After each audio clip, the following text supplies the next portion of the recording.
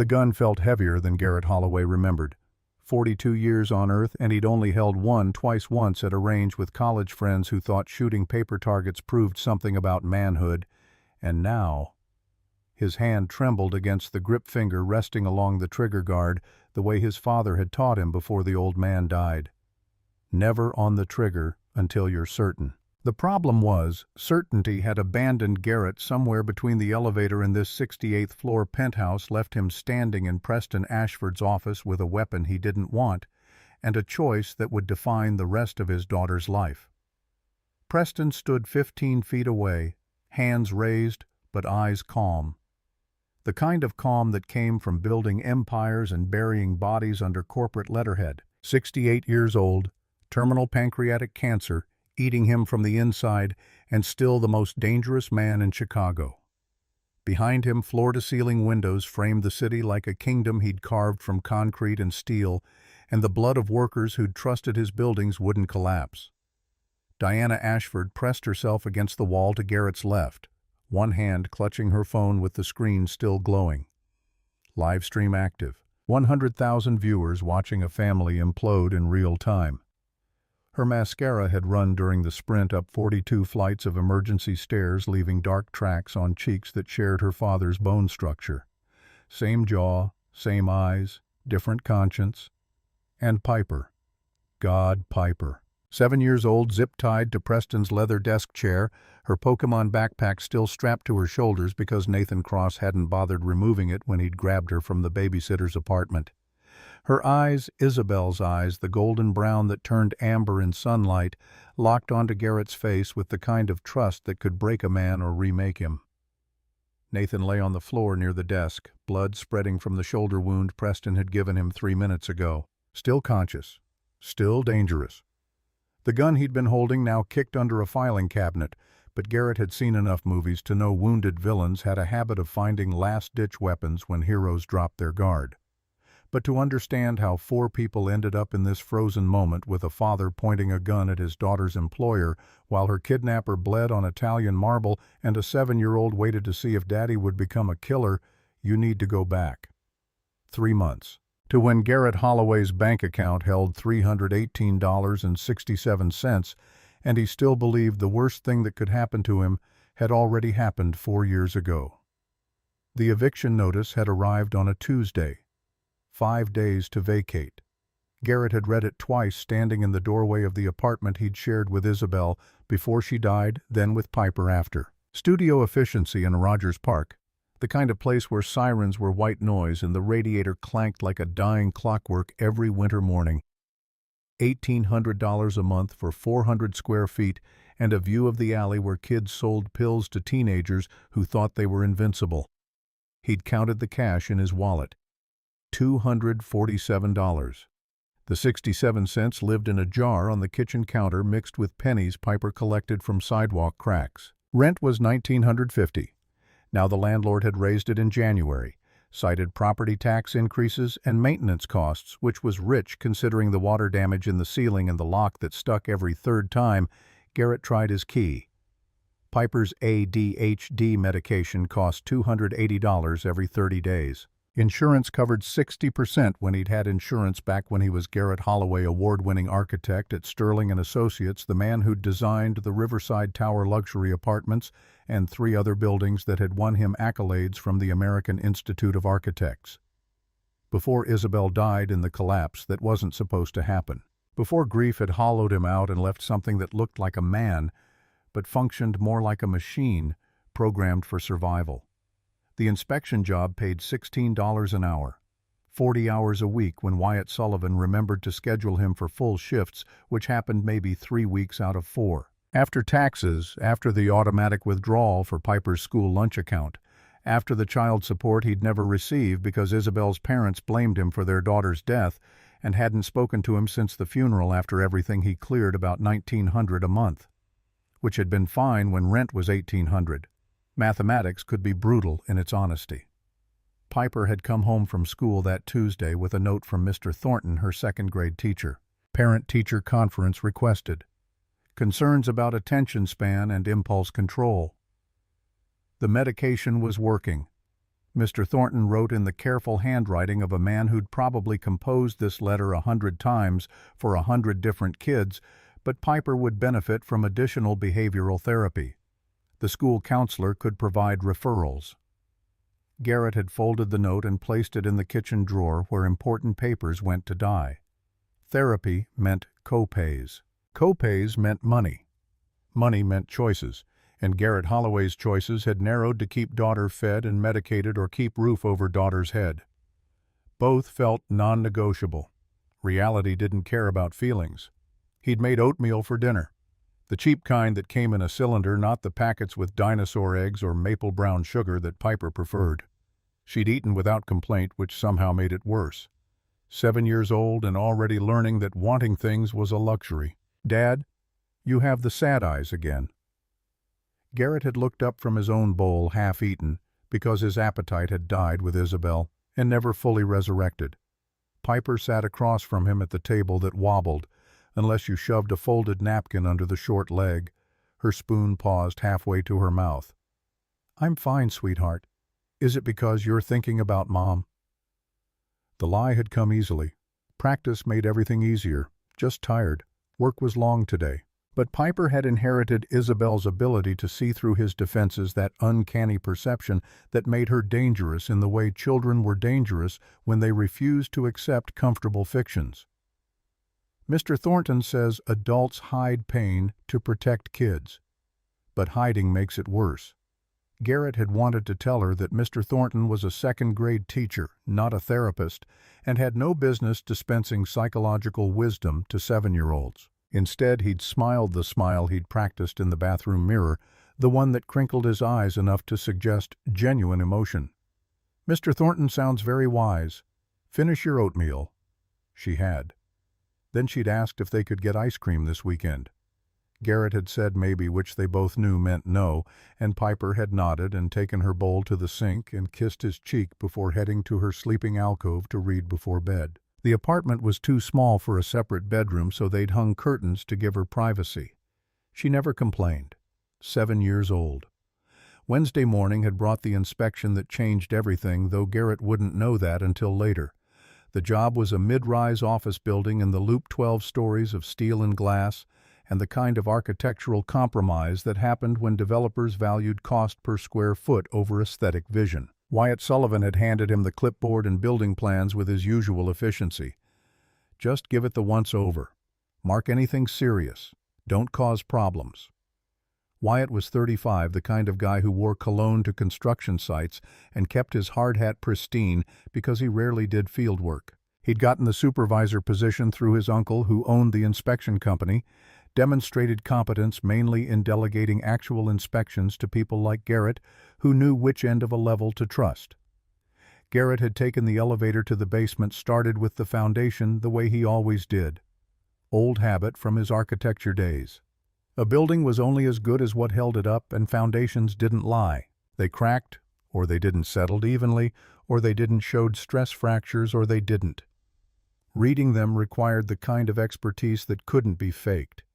He'd spotted the problem within 10 minutes. Hairline cracks, spider webbing from the southeast corner, the pattern too symmetrical to be random. He'd measured the deflection with a laser level, checked the soil compaction ratios against the engineer's report, pulled up the original structural drawings on his tablet, and compared them to what actually existed in the ground. The numbers had told a story. Soil bearing capacity 0.78, code minimum 0.85. The load-bearing wall showed shear stress fractures consistent with differential settlement. The building was sinking slowly, the southeast corner dropping faster than the rest because some contractor had skipped proper compaction to save 3 days of schedule. At current rate, 14 months before catastrophic failure. Southeast corner would collapse, first progressive pancaking would follow. Anyone inside when it happened would have maybe 40 seconds to evacuate before the entire structure came down. Garrett had documented everything. Photos, measurements, calculations. Then he'd climbed back to ground level and found Wyatt in the property manager's office drinking coffee from a mug that said "World's Best Boss" in letters that had started peeling. "We need to red tag this building." Wyatt had set down his coffee. "What foundation's compromised?" Differential settlement shear stress fractures soil compaction below code minimum. This building has 14 months before it kills everyone inside. The property manager, a woman named Brenda, who wore pantsuits that cost more than Garrett's monthly rent, had gone pale. That's impossible. This building passed inspection 2 years ago. Garrett had handed her his tablet, showed her the photos, the calculations. She'd scrolled through them with the expression of someone watching their career implode in real time. Wyatt had stood, taken Garrett by the elbow, guided him into the hallway. His voice had dropped to the tone people use when they want to sound reasonable while saying unreasonable things. "Look, Reed," he always called Garrett by his last name, some power play he'd learned from a management seminar, just mark it for monitoring. "Don't make waves." Garrett had pulled his elbow free. "This building is going to collapse. People will die. Maybe. In 14 months. That's not our problem today. It's our job to make it someone's problem. Our job is to complete inspections and not get sued. You mark that foundation for monitoring, recommend follow-up in 6 months, and we move on. And when it collapses, if it collapses, they'll blame the contractor who did the original work. Not us. We documented the issue, recommended monitoring, covered our asses. That's the game, Reed." Garrett had wanted to ask when building inspection had become a game instead of a profession. But he'd known the answer. It had always been a game to people like Wyatt, the kind of people who measured success in billable hours and liability minimization, who slept fine at night because they'd learned to compartmentalize the difference between their job and their conscience. He'd walked back into the property manager's office and delivered his verdict. "This building needs immediate occupancy restriction and emergency structural remediation. The southeast corner's foundation is failing. Soil bearing capacity is 0.78, code requires 0.85. You've got shear stress fractures in the load-bearing wall, indicating differential settlement. Based on current deflection rate and soil compaction ratios, you're looking at catastrophic structural failure in approximately 14 months, plus or minus 90 days, depending on weather conditions and additional load stress." Brenda had stared at him. "How do you know all that? I just read the structural drawings," which was technically true and completely dishonest. Garrett read structural drawings the way concert pianists read sheet music, saw the building in his mind before it existed. In steel and concrete, understood load paths and force distributions and failure modes with the kind of intuitive grasp that separated competent architects from exceptional ones. He'd won awards for it. Before. Wyatt had grabbed him in the parking lot after they'd left the building. "What the hell was that?" "My job. Your job is to do what I tell you. My job is to keep buildings from killing people." Wyatt's face had reddened. "You think you're special because you used to be some hotshot architect? That was a different life, Reed. This is who you are now. A guy who checks boxes and cashes paychecks and doesn't make my life harder." Garrett had walked to his car, a 15-year-old Honda Civic with 200,000 miles and a passenger door that required precise angles to open. He'd sat in the driver's seat and watched Wyatt speed away in his leased BMW, and for the first time in 4 years, Garrett had felt something other than the numbing grief that had replaced his personality. Anger, clean and sharp and directed at someone who deserved it. Thursday morning he'd been fired. Wyatt had delivered the news via text message. "Letting you go. Effective immediately. Check mailed Friday." The coward hadn't even called. Garrett had stood in his apartment with the eviction notice on the counter and the empty jar where rent money should live and Piper's medication running low and no job to replace the inadequate one he'd just lost. His phone had buzzed again. Unknown number. He'd almost ignored it. The message had been brief. "Mr. Holloway, we should talk. Tonight. Domenico's Coffee, 7 p.m. Diana Ashford, Sterling Development." He'd stared at the name. Sterling Development. The company that had built Riverside Tower. The building he'd designed. The building that had collapsed and killed Isabel and 8 other workers 4 years ago when materials that met code specifications somehow failed to meet physics requirements. Garrett had deleted the message. Then he'd looked at Piper's sleeping alcove where she was building a Lego castle with pieces they'd bought from a yard sale for $3, and he'd made the mistake of imagining her in state custody while he fought eviction in housing court with no income and no prospects. He'd restored the message and typed a response. "I'll be there."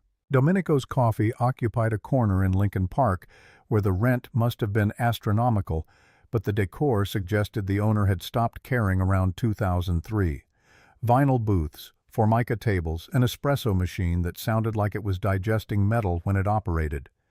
Garrett had arrived at 6:55, ordered black coffee he didn't want from a barista who looked college-aged and exhausted, sat in a booth that gave him clear sight lines to both entrances. Diana Ashford had walked in at 7:03. 38, he'd guessed. Expensive suit that wasn't trying to be masculine but wasn't trying to be feminine either. Just professional in the way that suggested she'd spent enough time in boardrooms to know appearance mattered. Dark hair, pulled back, minimal makeup, the kind of face that would age well because the bone structure was doing most of the work. She'd spotted him immediately, which meant she'd done her homework, knew what he looked like before they'd ever met. She'd sat across from him without preamble. "Mr. Holloway, thank you for coming." Her voice had been lower than he'd expected, contained the kind of control that came from practice. Garrett had wrapped his hands around his coffee mug and waited. "I'm Diana Ashford, Director of Operations at Sterling Development. I'm sure you recognize the company name." "I do. Your wife Isabel worked for us." 4 years ago. Past tense. Worked. As if Isabel had quit, moved on to better opportunities instead of dying when several tons of concrete decided gravity was non-negotiable. She did. Diana had reached into her briefcase, extracted a file folder, placed it on the table between them. Inside he could see documents, spreadsheets, what looked like email printouts. "I've been investigating Sterling Development for 2 years. My own company.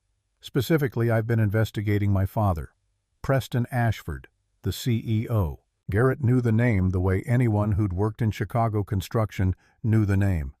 Self-made billionaire, started as a bricklayer, built an empire through ruthless efficiency and what business magazines called vision. Philanthropist, patron of the arts, named Chicagoan of the Year 3 times. "What are you investigating?" "Everything. 4 decades of cutting corners. Substandard materials, bribed inspectors, buildings that should never have been certified." Diana's voice had remained level professional, but Garrett had caught the tremor underneath. The sound of someone who'd discovered their family legacy was built on corpses. "Riverside Tower wasn't an accident, Mr. Holloway. It was murder." The coffee in Garrett's hands had gone cold. He'd set it down carefully, worried his grip might shatter the ceramic. "Riverside was designed to code. I designed it to code." Diana had opened the folder, slid a document across the table. Construction invoice. Rebar specifications. The numbers had made his stomach drop. "You designed it to code. My father built it to budget. Your specifications called for 3/4-inch diameter rebar. He installed 1/2-inch. You specified 5,000 psi concrete. He used 3,200. You designed foundation anchors for bedrock. He poured them on compacted fill." Garrett had read the invoice twice, hoping the numbers would change. They hadn't. Every material specification, every engineering calculation, every safety margin he'd built into the design, compromised, swapped for cheaper alternatives after he'd finalized the plans. After the permits had been approved. After his signature was on documents that said this building would stand for 100 years. 9 people died. Diana had continued. "Your wife, 8 workers, 9 families destroyed. And my father ruled it. Structural miscalculation, paid out settlements with non-disclosure agreements, buried the evidence." "Why are you telling me this?" "Because statute of limitations expires in 4 months. Because I have evidence, but I need expertise. Because you're the only person alive who can analyze these construction documents and testify about the systematic fraud. And because you deserve to know the truth about what killed your wife." Garrett had looked at her across the table. This woman who'd just offered him the thing he'd wanted for 4 years. Answers blamed someone to hold accountable, and the thing he'd feared most.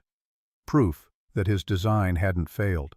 That Isabel's death wasn't his fault technically, but was his fault professionally, because he'd trusted the wrong company to execute his vision. What do you get out of this justice? For the 9 who died. For the hundreds who are living in buildings my father compromised. And maybe redemption for the Ashford name. You're his daughter, which is why I can access files no outside investigator could, why I know which contractors took bribes, why I have 4 decades of evidence. She'd slid an envelope across the table. Thicker than the first document. Garrett had opened it. Inside a cashier's check. $30,000, made out to Garrett Holloway. Down payment. Help me expose my father. I'll make sure you and your daughter are secure. Analyze the documents, testify at trial. 4 months of work, maybe less if we move fast. Garrett had thought about the eviction notice. Piper's medication. The empty refrigerator. The choices that weren't really choices because one option was survival and the other was watching his daughter suffer for his principles. I need to think about it. Diana had stood. You have my number. But Mr. Holloway. She'd paused, something in her expression, shifting from professional to personal. My ex-husband Nathan works in Sterling's legal department. He's been covering for my father for years. He knows I'm investigating. If you get involved, things will get complicated. Possibly dangerous. More dangerous than eviction. Different kind of danger. Garrett had watched her leave, then sat in the booth for another hour staring at the check.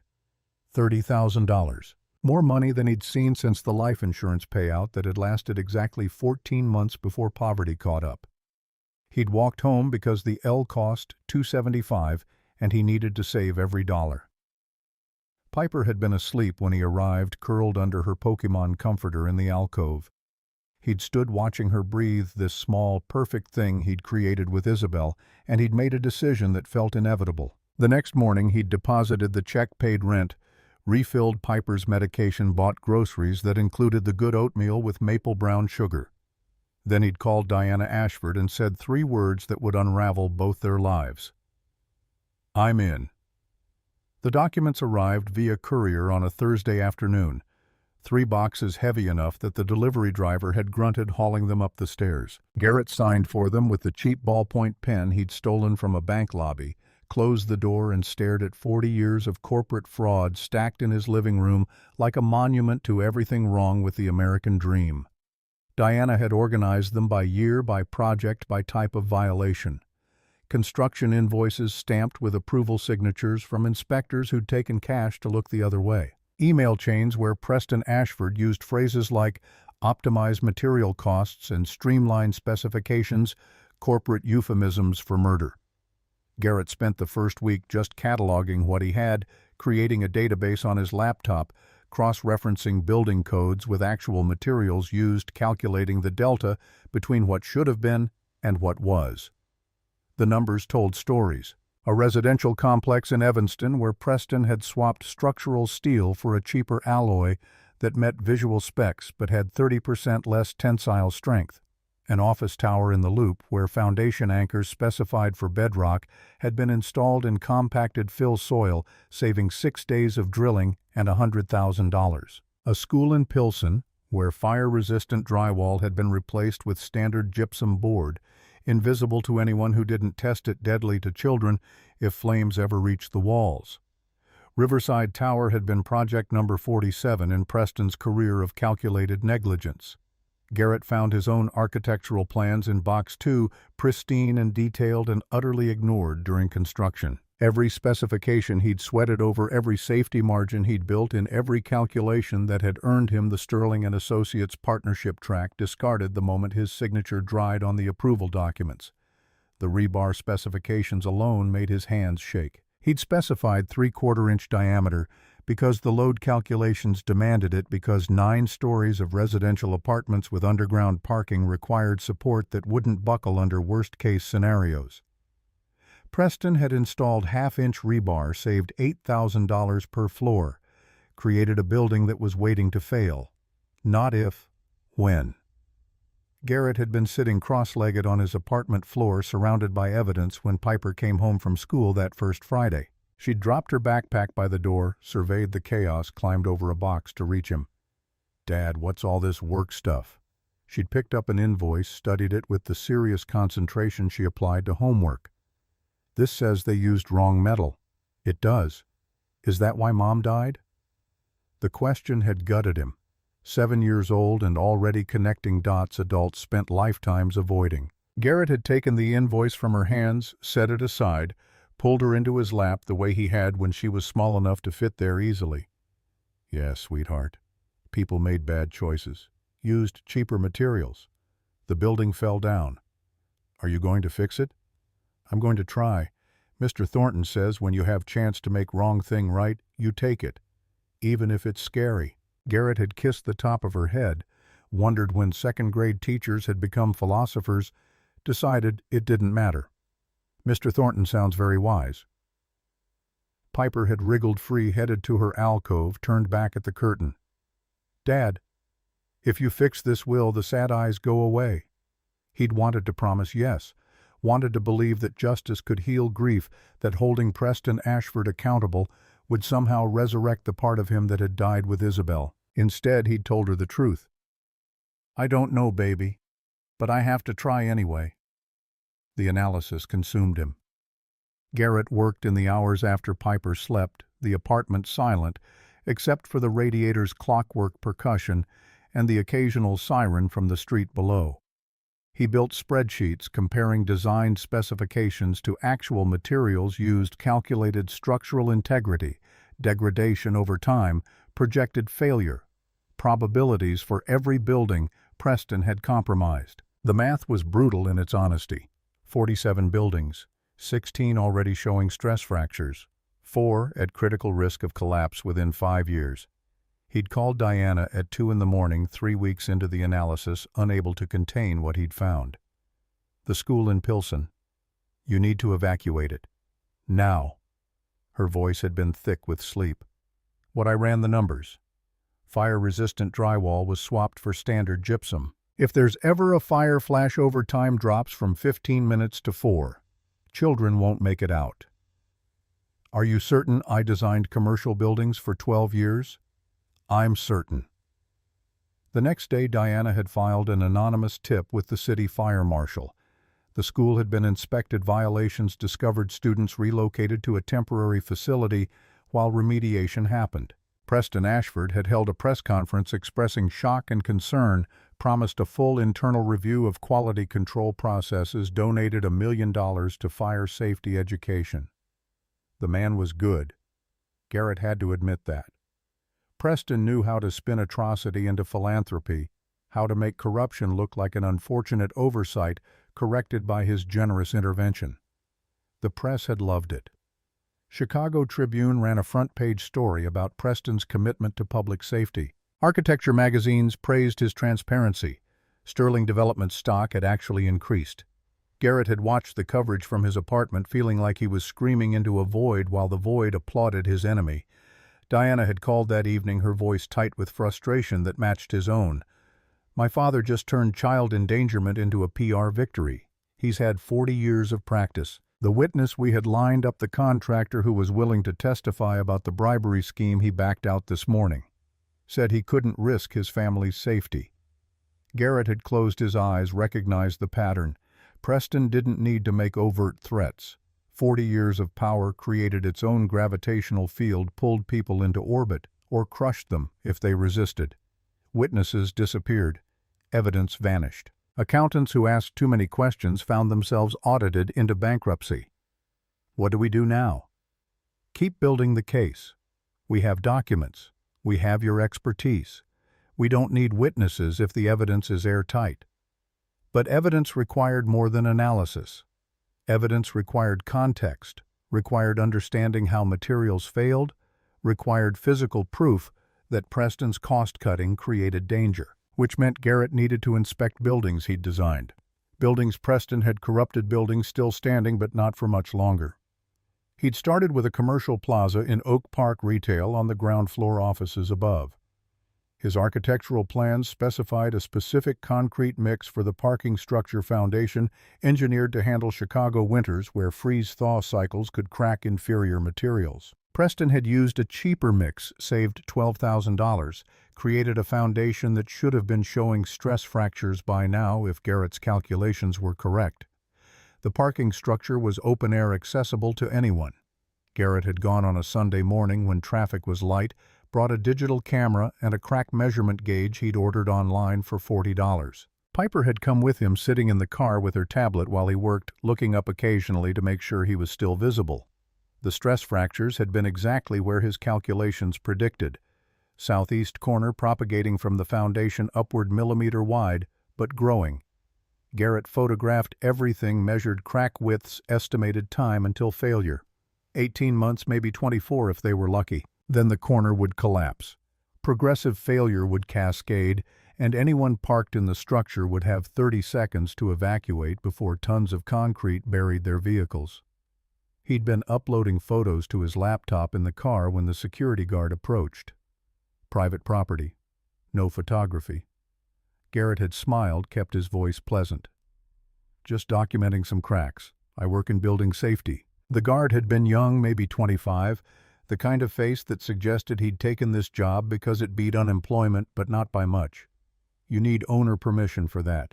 I'll get it. He'd left before things escalated, driven home with Piper asking questions about why the building had cracks and whether it was safe and if the people inside knew they were in danger. Garrett had answered honestly because lying to her had never worked. The building has problems. The owner should fix them. Sometimes people don't fix things until they have to. Monday morning, he'd received an email from Sterling Development's legal department. Nathan Cross, Senior Legal Counsel. Cease and desist notice.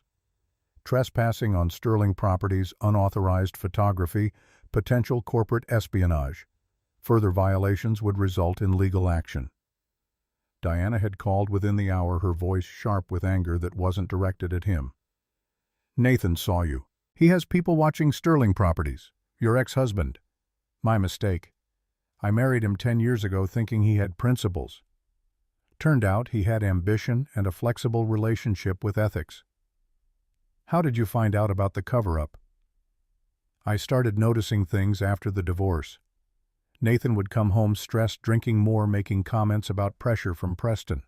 I thought it was normal corporate politics. Then Riverside collapsed and Nathan worked 100-hour weeks for a month, making it go away. I got curious. And he knows you're investigating. He's known for 2 years. He thinks I'm playing corporate games trying to push my father out so I can take over.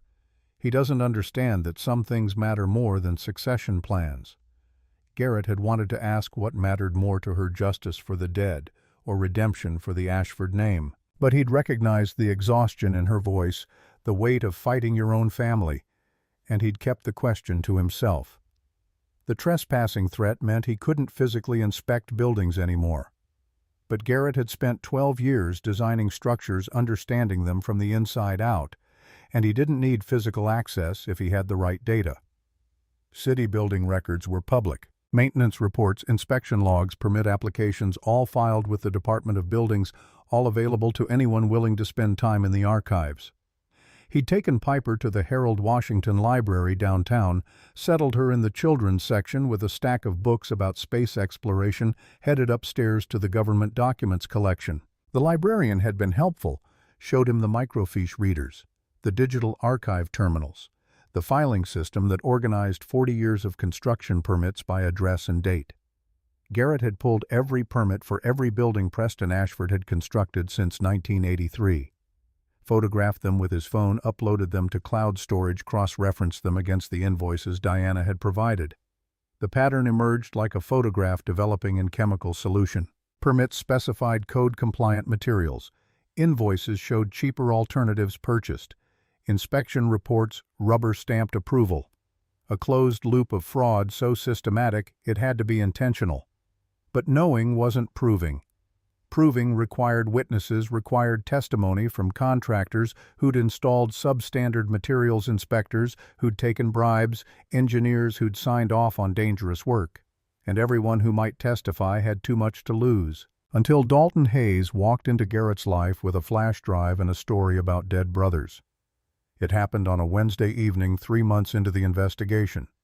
Garrett had been cooking pasta for Piper, the cheap kind that came in a box, when someone knocked. Firm, insistent, the kind of knock that meant official business or trouble, often both. He'd checked the peephole first. Saw a man in his 50s, weathered face, construction workers' build hands that looked like they'd spent decades gripping tools. Garrett had opened the door with the chain still attached.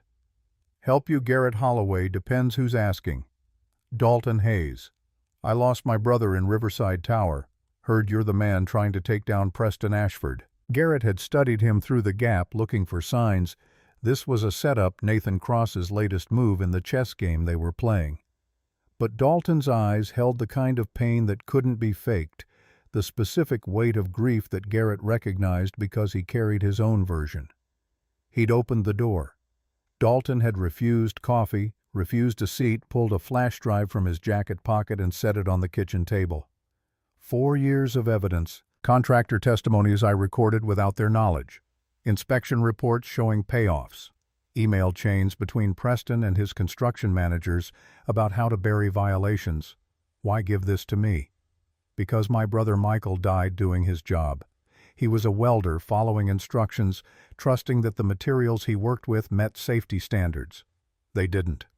He burned to death in the collapse because the fire suppression system Preston installed was underpowered to save costs. Garrett had picked up the flash drive, felt the weight of it, understood that this small piece of plastic and silicon contained enough evidence to destroy Preston Ashford's empire.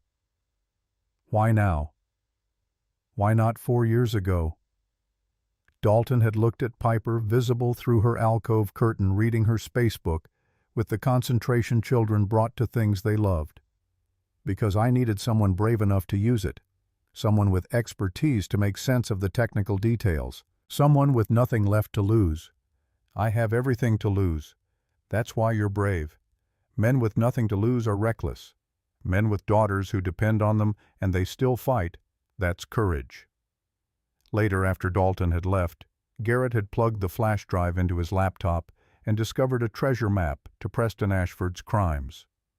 Audio recordings of contractors discussing bribery amounts, material substitutions, inspection schedules timed to avoid oversight. Dalton had been collecting evidence since his brother's death, interviewing workers off the record, building a case that would have convicted Preston 4 years ago if anyone with power had cared to look.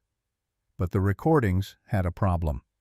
They were obtained without consent, recorded in states where single-party consent wasn't sufficient for legal admission. A decent lawyer could get them excluded from trial. Nathan Cross was better than decent. Diana had listened to the first recording in Garrett's apartment the next evening, her face growing paler with each minute. When it finished, she'd closed the laptop screen with more force than necessary. "My father sounds so calm, like he's ordering office supplies instead of orchestrating manslaughter. Men who feel guilty yell and justify. Men who don't feel guilty at all just give instructions. Can we use these recordings in court?" Maybe not. In the court of public opinion, absolutely. She'd looked at him across the table, same booth where they'd sat months ago, same coffee shop where this partnership had formed. If we release these, Nathan will bury us in lawsuits. Defamation, invasion of privacy, corporate espionage. Then we'd better make sure we release enough that it doesn't matter. The plan had formed over the next week. Diana would write an expose, publish it through a journalist contact who owed her favors from a previous story. The article would detail 40 years of systematic fraud, site-specific buildings, include enough technical detail to be credible. Garrett would provide expert analysis, explain in plain language how Preston's cost-cutting created danger. Dalton's recordings would serve as supporting evidence uploaded to a public server where they couldn't be disappeared. Timing mattered. Sterling Development's annual shareholder meeting was scheduled for 3 weeks away, a public event with press coverage and hundreds of witnesses. If they released the expose the morning of the meeting, Preston would be forced to respond in real time on camera with no time to craft careful denials. But Nathan Cross was better at chess than they'd anticipated. The first sign came when Wyatt Sullivan showed up at Garrett's apartment unannounced 2 weeks before the planned release. He'd stood in the doorway with the expression of a man delivering bad news he didn't want to deliver. "We need to talk." Garrett had let him in, offered water he knew would be refused, waited for the hammer to fall. "Sterling Development bought the inspection company last week. My uncle sold. I'm still supervisor, but I report to new management now, and new management wants me to fire you. I already got fired, different kind of firing. They want me to spread word you're unreliable." Incompetent. That you falsified inspection reports at your previous job. Destroy your credibility before you can testify against them. Garrett had felt the cold logic of it. Nathan wasn't attacking the evidence, he was attacking the expert.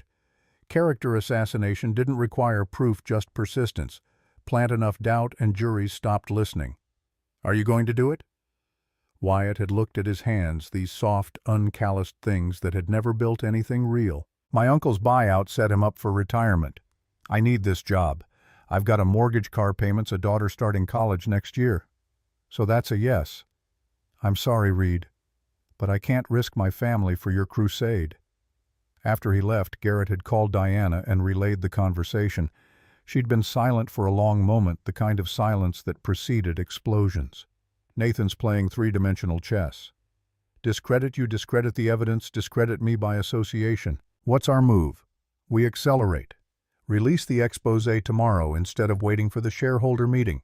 Get ahead of the narrative before Nathan controls it. Tomorrow doesn't give us time to fact-check everything. We fact-check the critical pieces. The rest has to be good enough. They'd worked through the night, Diana writing and rewriting paragraphs that balanced legal caution with moral clarity.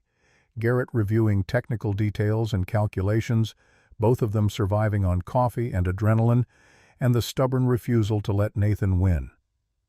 By sunrise, they had 12,000 words documenting Preston Ashford's crimes, supported by invoices and emails and Dalton's recordings ready to publish. Diana's journalist contact had been a woman named Sarah Reeves, investigative reporter for the Chicago Tribune, who'd won a Pulitzer for exposing city council corruption. She'd read the exposé in her office while Diana and Garrett waited, her expression unchanging until she reached the section about the Pilsen School. This is going to destroy Sterling development. That's the idea. And your father, he destroyed himself. I'm just making sure people know about it. Sarah had published the story online at 6 a.m., front page of the Tribune's website, headline, in 72-point font, Sterling Development, CEO Preston Ashford, linked to 40 years of construction fraud. By 7 a.m., it had been picked up by every major news outlet. By 8 a.m., Preston's legal team had issued a statement denying all allegations, calling the exposé a vindictive attack by his disgruntled daughter. By 9 a.m., the FBI had announced an investigation into Sterling Development's business practices. Garrett had watched the coverage from his apartment, Piper beside him eating cereal, oblivious to the earthquake her father had triggered. His phone had started ringing at 9:15. Unknown numbers, probably reporters. He'd ignored them all until Diana's name appeared. Her voice had been shaking. Nathan's filing for emergency custody of Piper. What? He's claiming you're an unfit parent. Evidence includes recent job loss, financial instability, and involving your daughter in a dangerous investigation against her best interests. That's insane. That's Nathan. He's going to bury you in family court while Preston buries the criminal case in legal motions. When's the hearing? 48 hours. Garrett had looked at Piper, this 7-year-old person who trusted him to keep her safe, who believed her father could fix wrong things, who'd inherited her mother's eyes and her father's stubborn refusal to accept injustice. The idea of losing her to Nathan Cross's legal maneuvering created a rage so pure it burned through the fear. Let him try. But fear came anyway that night when Piper was asleep, and Garrett sat alone with worst-case scenarios playing in his mind. Nathan could afford better lawyers. Nathan had connections in the family court system. Nathan knew how to present evidence in ways that made Garrett look dangerous, unstable, willing to sacrifice his daughter's safety for revenge against Preston Ashford. The custody petition arrived via courier the next morning. 23 pages of allegations, character assassination dressed in legal language painting. Garrett as an obsessed widower who'd dragged his child into a corporate war she didn't understand. Exhibits included Wyatt's statement about Garrett's professional incompetence, financial records showing his poverty photos of their apartment that made it look more squalid than it was. Diana had reviewed the petition in Garrett's apartment, her face growing harder with each page. This is character assassination. It's effective character assassination. We'll fight it. I know family law attorneys who owe me favors. Nathan knows attorneys who owe him more than favors. Garrett had spent the day before the custody hearing preparing testimony, rehearsing answers to questions Nathan's lawyer would ask, trying to present himself as stable and competent when his bank account held $400, and his most recent employment reference had been paid to call him incompetent. Diana had arranged for an attorney named Marcus Webb, a family law specialist, who'd agreed to take the case pro bono after reading about the Sterling Development expose. Marcus had been brutally honest during their prep session. "You're going to lose unless we can prove Nathan's motivations are corrupt. Family courts prioritize child welfare. Nathan's arguing he can provide stability financial security a two-parent household with his current wife. I'm her father. Biology matters, but so does capability. Can you afford her medication? Can you pay rent? Can you provide the kind of stable environment courts prefer?" Garrett had wanted to argue that love mattered more than money, that Piper needed her father more than she needed stability, that ripping her from the only parent she'd known would traumatize her worse than poverty ever could. But family courts didn't run on sentiment. They ran on checklists and risk assessments and judges who'd seen too many children suffer from parents' good intentions. The hearing had been scheduled for Friday afternoon.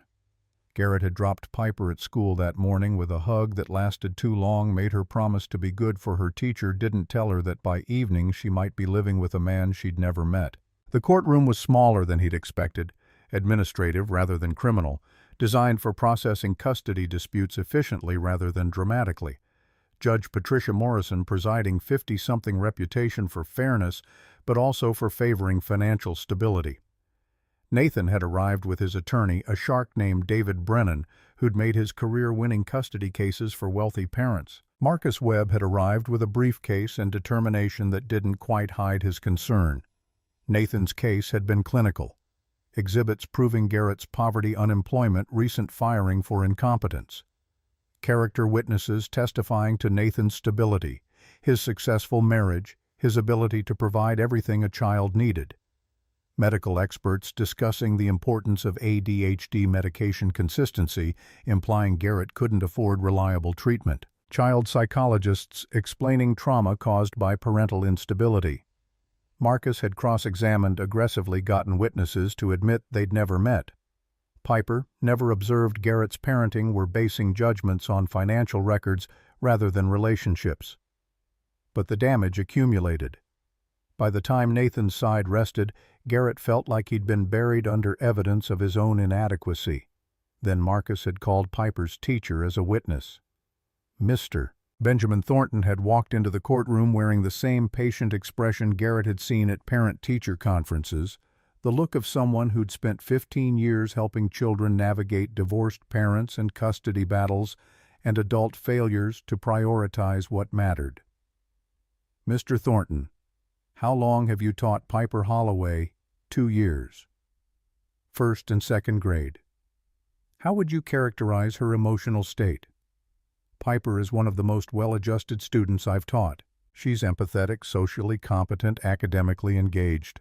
Her ADHD is well managed. She has healthy friendships, and her relationship with her father, Mr. Thornton, had looked directly at Garrett, something in his expression that might have been solidarity. Piper talks about her father constantly. He helps with homework. He attends school events. When she's upset, she wants her dad. That's not a relationship that should be disrupted. Nathan's attorney had cross-examined, tried to shake the testimony, failed. Mr. Thornton had stood firm, teacher's certainty, backed by 2 years of observing Piper thrive despite poverty. Judge Morrison had taken a 15-minute recess, returned with a ruling that split the difference. Custody remained with Garrett, but Nathan received supervised visitation rights pending resolution of the Sterling Development investigation. If Garrett's financial situation didn't improve within 90 days, the court would revisit the arrangement. Garrett had walked out of the courtroom with his daughter still his, but the victory tasted like borrowed time. 90 days to find stable employment, prove he could support her, demonstrate that fighting Preston Ashford hadn't been reckless self-destruction disguised as justice. Diana had been waiting in the hallway, read the result in his face. You won. For now. That night after Piper was asleep, Garrett had opened his laptop to find an email from an anonymous sender. Subject line, "You should have taken the money." Attached was a single photograph. Piper's school taken from across the street. her classroom window circled in red. He'd called Diana immediately, forwarded the email, felt rage overtake fear. "Nathan's threatening my daughter." Her response had come after a pause that felt like calculation. "Then we don't wait for the FBI investigation. We force Preston to confess publicly, at the shareholder meeting, 3 days from now, how I have access to his medical records through the family trust. He's dying, Garrett. Pancreatic cancer stage 4, 12 to 18 months at most. Men facing death sometimes want absolution, or they want to bury their sins before they're buried themselves. Either way, we'll be there. With cameras, with evidence, with Dalton's testimony. We corner him in front of shareholders and press, and we make him choose confess or watch his legacy burn. And if he chooses to let it burn, then we burn it ourselves." The Sterling Development shareholder meeting was scheduled for 10 o'clock Friday morning in the grand ballroom of the Palmer House Hotel, a space designed for weddings and corporate celebrations. Chandeliers casting soft light over tables arranged in neat rows facing a stage where Preston Ashford would deliver his annual address. Garrett had been to enough of these events in his previous life to know the choreography. Shareholders filed in clutching coffee, and Danish executives glad-handed their way through small talk. The CEO performed confidence for 90 minutes, while PowerPoint slides promised growth and stability. This year would be different. This year, the performance would be interrupted by truth delivered at gunpoint if necessary. Diana had secured 3 seats in the second row, using her authority as director of operations, claimed they were for board members who'd canceled at the last moment. Garrett sat between her and Dalton Hayes, the union leader, wearing a suit that looked borrowed, uncomfortable in the kind of formal clothing he'd probably only worn to funerals. Behind them, 200 shareholders chatted about dividend projections and construction permits, oblivious to the fact that the company they'd invested in was built on systematic murder. The plan was surgical. Preston would take the stage, deliver his opening remarks, and Diana would stand during the Q&A portion to ask about material substitutions in Riverside Tower. Garrett would follow with technical analysis. Dalton would play the audio recordings on speakers loud enough for everyone to hear. The press corps in the back would capture everything. The FBI agents Diana had confirmed were attending would have no choice but to act on evidence presented publicly. Preston would be arrested or confess or both, and the whole corrupt machinery would collapse under its own weight.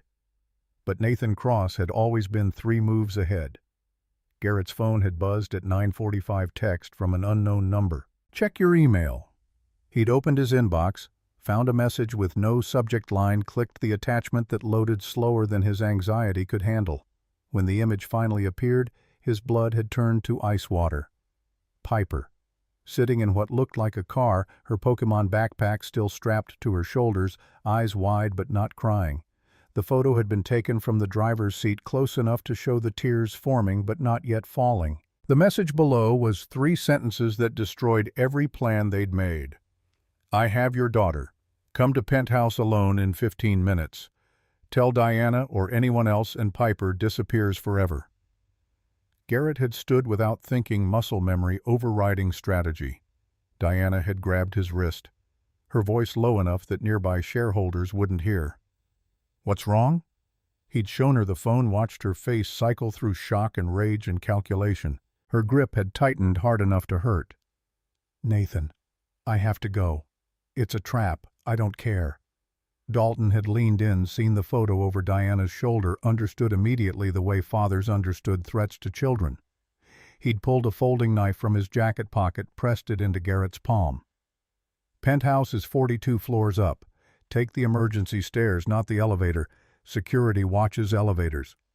Garrett had pocketed the knife, started moving toward the exit. Diana had followed, caught him in the hallway outside the ballroom where hotel staff arranged catering for the post-meeting reception.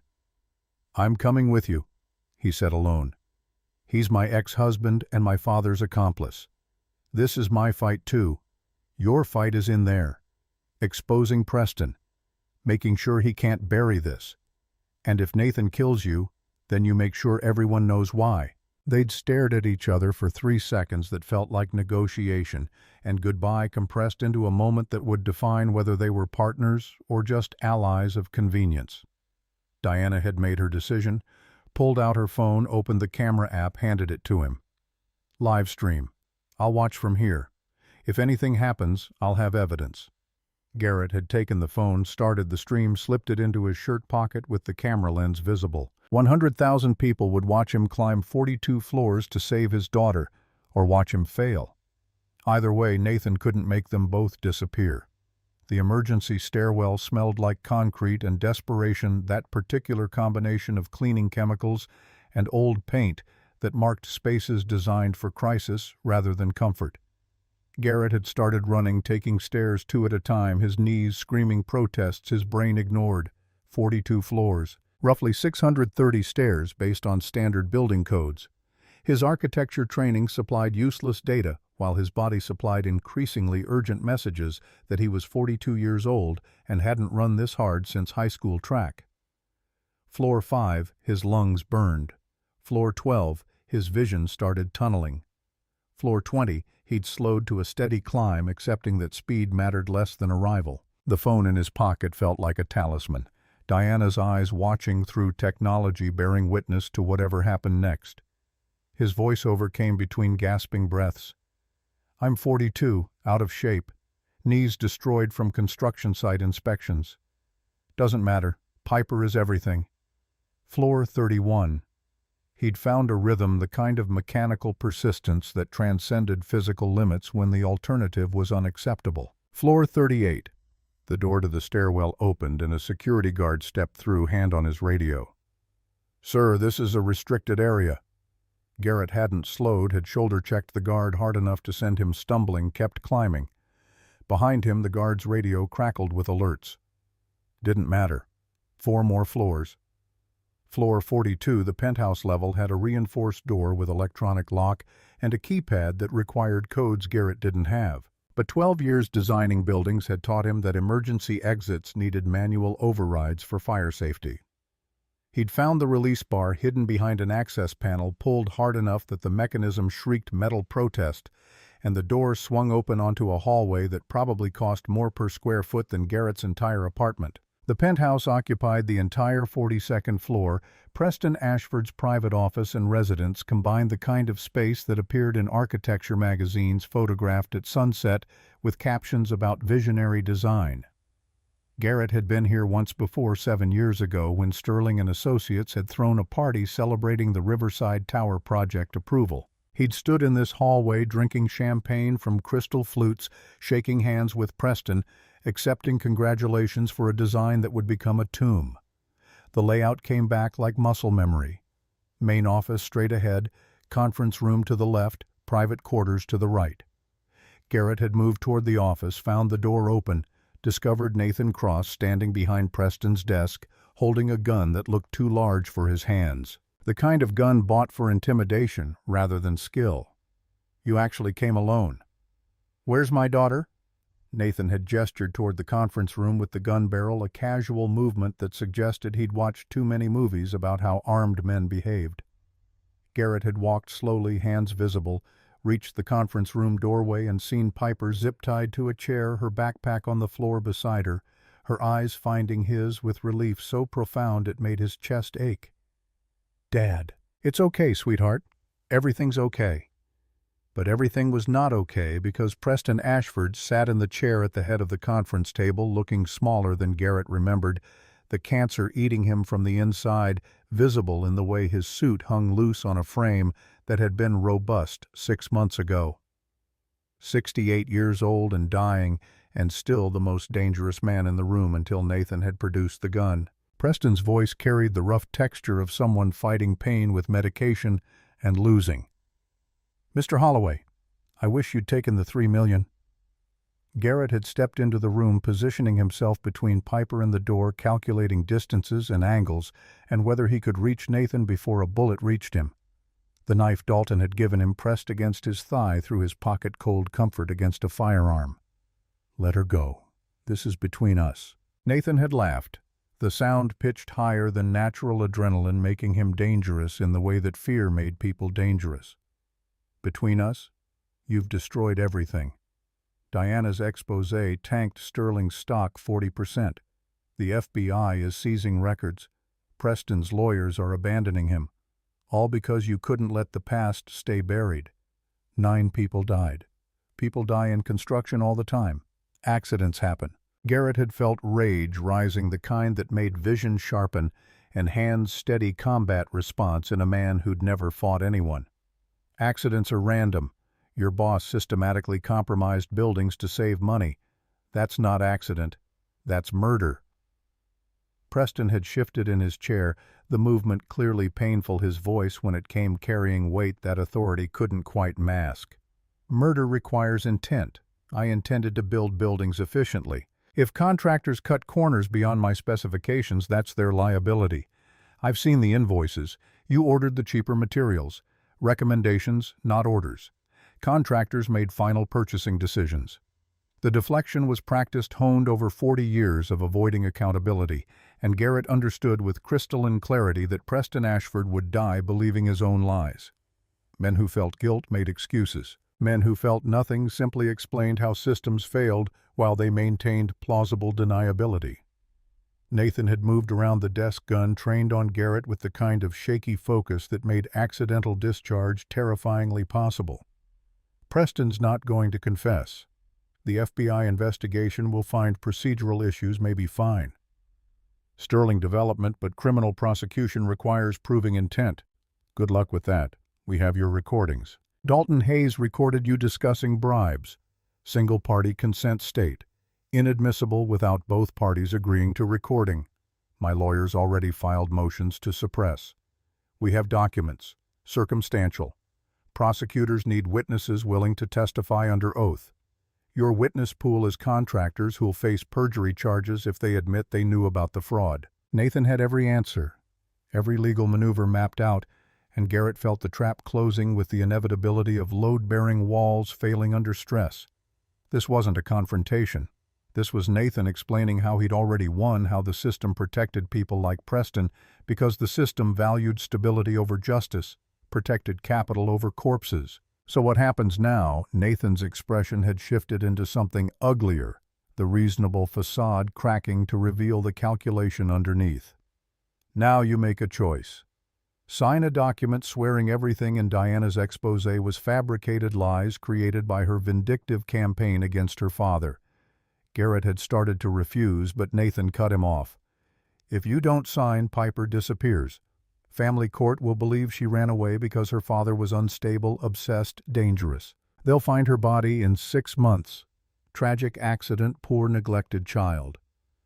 The threat crystallized every fear Garrett had carried since Isabel died, the terror that loving something meant creating vulnerability that could be weaponized.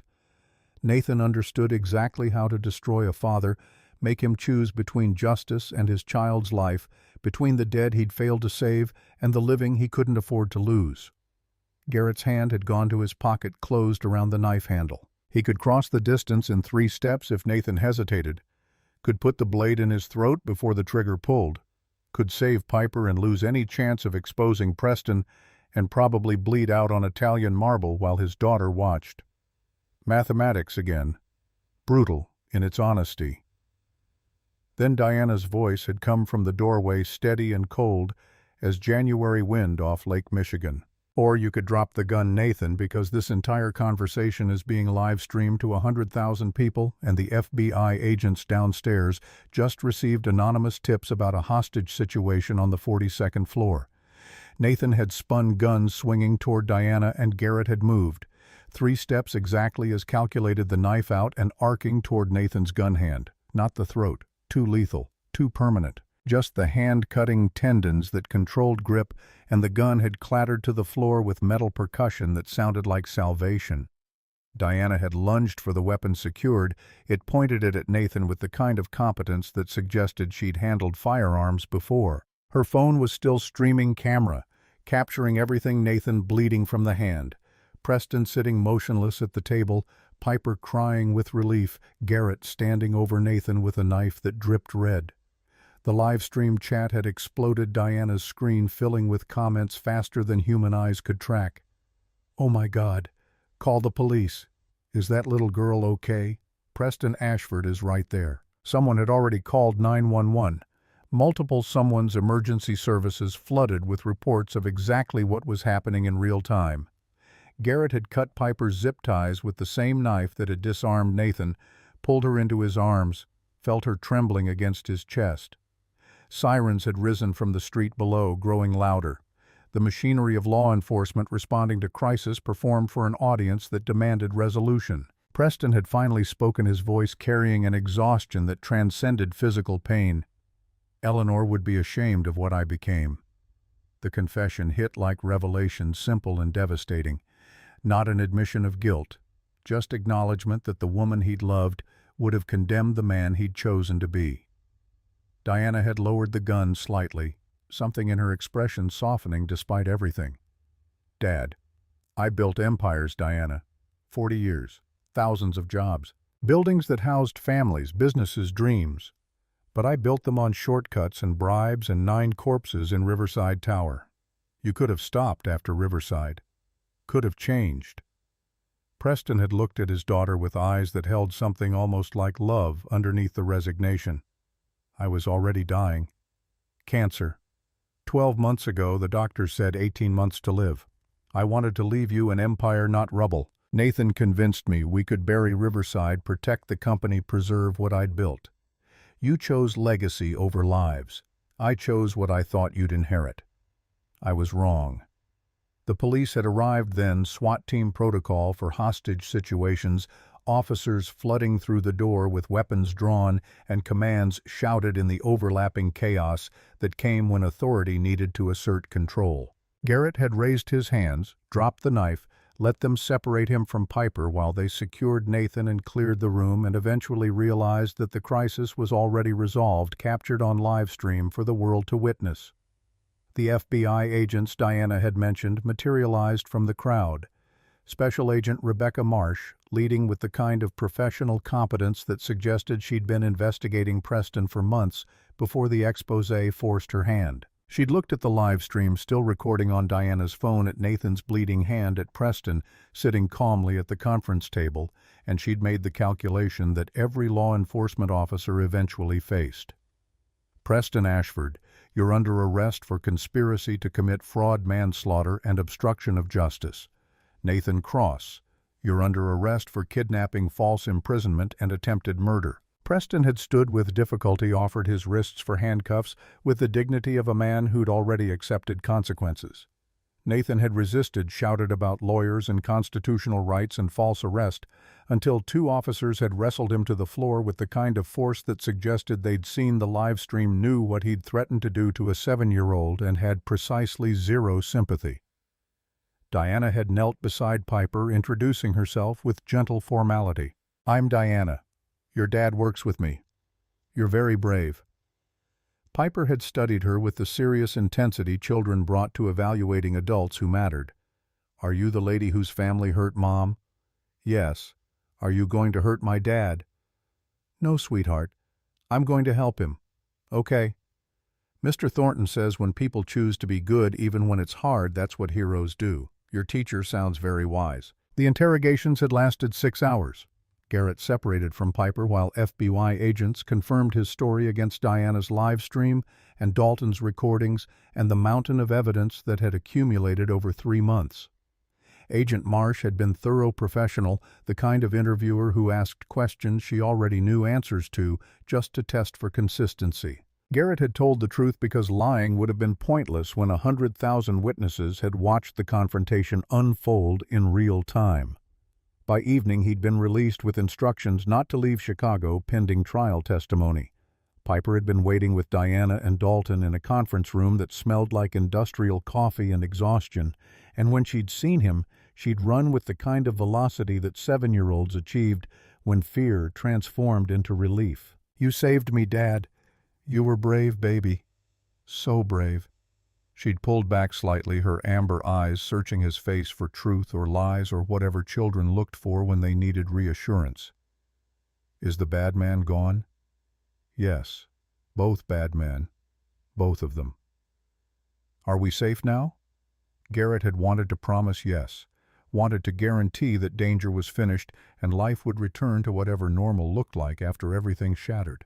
But Piper had inherited Isabel's ability to detect comfortable fictions, so he'd given her the truth. We're safer. And we're going to make sure other kids are safer too. That's what this was about, making things right. Mr. Thornton says making things right is hard but important. Mr. Thornton is a very smart man. The trial had lasted 2 months. Preston pleading guilty to manslaughter and fraud charges in exchange for prosecutors dropping the potential murder indictment that would have required proving premeditated intent. The judge had sentenced him to 20 years, which everyone knew was a life sentence for a man with terminal cancer measured in months rather than years. Nathan had fought every charge, lost spectacularly when juries watched the live stream footage, received life without parole for kidnapping, and the threats he'd made against a child on camera, witnessed by thousands. Sterling Development had collapsed under the weight of criminal investigation, its assets liquidated to fund a victim compensation program that would never adequately replace what had been taken, but at least acknowledged the debt. Diana had testified against her father with the kind of clinical precision that suggested she'd mourned the relationship long before the trial made it official, and afterward she'd resigned from what remained of the company to start her own firm. Meridian Construction, built on transparency and safety standards that exceeded code requirements. Garrett had visited Preston once, 8 months after sentencing, in the prison hospital ward, where stage 4 pancreatic cancer consumed what the justice system couldn't. The old man looked ancient, pain medication keeping him conscious, but barely his empire reduced to a hospital bed with metal restraints he was too weak to test. "Mr. Holloway, surprised you came." Garrett had sat in the plastic chair beside the bed, this uncomfortable throne from which to deliver judgment or absolution or whatever Preston was hoping to receive. "I wanted to understand something. Ask.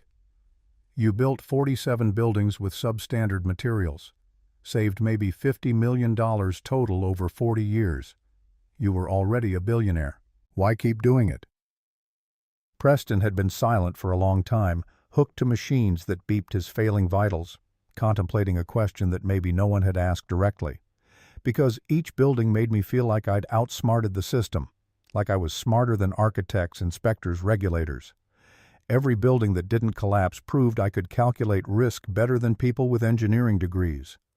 9 people died. I know. I think about them, especially at night when morphine makes everything clear. Michael Hayes burning in the collapse.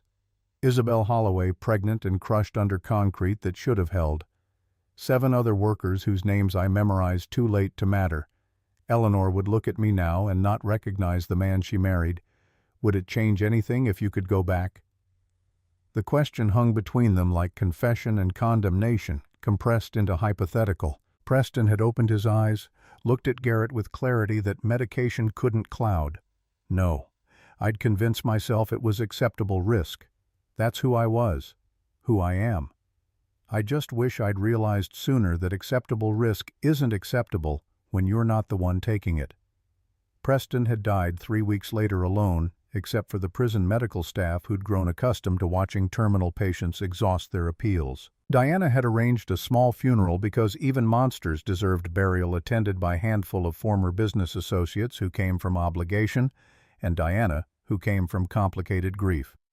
Garrett and Piper had stood beside her at the grave because she'd asked, because mourning required witnesses, even when the deceased had earned condemnation. The Isabel Holloway Construction Safety Act had passed state legislature 4 months after Preston's death, unanimous support from politicians who'd read polls showing 90% public approval. Mandatory third-party inspections, whistleblower protections, criminal liability for executives who knowingly approved substandard materials. Governor signed it with Garrett and Piper standing behind him for the photo opportunity, and when reporters asked Piper how she felt about the law bearing her mother's name, she'd answered with the direct honesty that made adults uncomfortable. Mom died because bad people chose money over safety. This law makes it harder for bad people to make that choice. I think she'd like that. Garrett had returned to architecture, slowly consulting work, analyzing buildings for structural integrity, expanding into design, when word spread that he was the man who'd taken down Preston Ashford. Clients wanted the architect who'd chosen justice over $3 million, who'd risked everything to expose systematic fraud. The irony wasn't lost on him. Preston's crimes had destroyed Garrett's first career, but exposing those crimes had resurrected it stronger than before. 18 months after the trial, the city unveiled a memorial at the site where Riverside Tower had stood before demolition crews tore it down. 9 names carved in granite. Michael Hayes, Isabel Holloway, 7 others whose families finally had public acknowledgement that their loved ones hadn't died from accidents but from systematic fraud disguised as acceptable business practice. Garrett stood before Isabel's name with Piper beside him. Now 9 years old and thriving in 4th grade. Her ADHD managed with medication he could finally afford and therapy that helped her process trauma most children never faced. Diana stood with them, this woman who'd chosen truth over family loyalty, who'd helped destroy her father's legacy to build something better. They weren't married yet, both moving carefully because trauma required patience, but the future felt possible in ways it hadn't for years. Piper placed peonies at the memorial base, expensive flowers from a real florist, because Garrett could afford extravagance now, and Isabel had loved them. "Hi, Mom. We got the law passed. Buildings have to be safer now. Dad says you'd be proud." Garrett knelt beside the granite that marked where 9 people had died because one man valued money over lives. The memorial wouldn't resurrect them, wouldn't undo the pain their families carried. But it proved that one person with nothing left to lose could fight systems designed to protect the powerful. "I kept my promise. Made your death matter. Changed laws. Piper knows who you were, what you tried to do.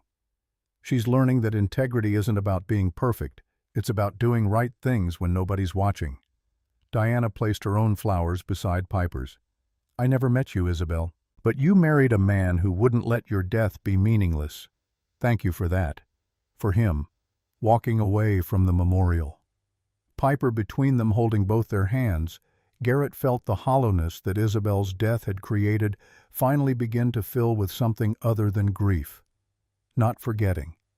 Never forgetting. Just learning that love and loss could coexist, that new families could be built from ruins, that one honest man really could move mountains if he was willing to climb them step by brutal step.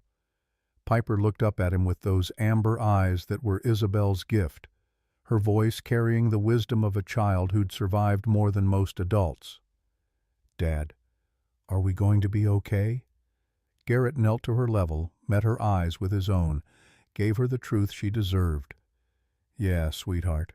We're going to be okay. Not perfect, not without hard days, not without scars that would fade but never fully disappear. But okay." And for a man who'd spent 4 years drowning in grief and guilt and rage, okay was a miracle worth celebrating. The sun set over Chicago, painting the skyline in colors Isabel had loved, and Garrett held his daughter's hand and his future wife's hand, and let himself believe that families could be rebuilt from ruins, that justice was possible even when the system was corrupt. That character really was what you did in the dark when nobody was watching, and the right thing cost everything. They walked home together, this chosen family built from loss and courage and stubborn refusal to accept that power always wins. Somewhere in the city, construction workers installed materials that met code because the Isabel Holloway Act made cutting corners criminal. Somewhere a building stood safe because inspectors had legal protection to report violations. Somewhere children slept secure in homes built to last because one father had refused to let his wife's death be meaningless. The sad eyes Piper had noticed years ago were finally gone, replaced by something that looked like peace earned through fire. Garrett Holloway had climbed his mountain. Now he could rest.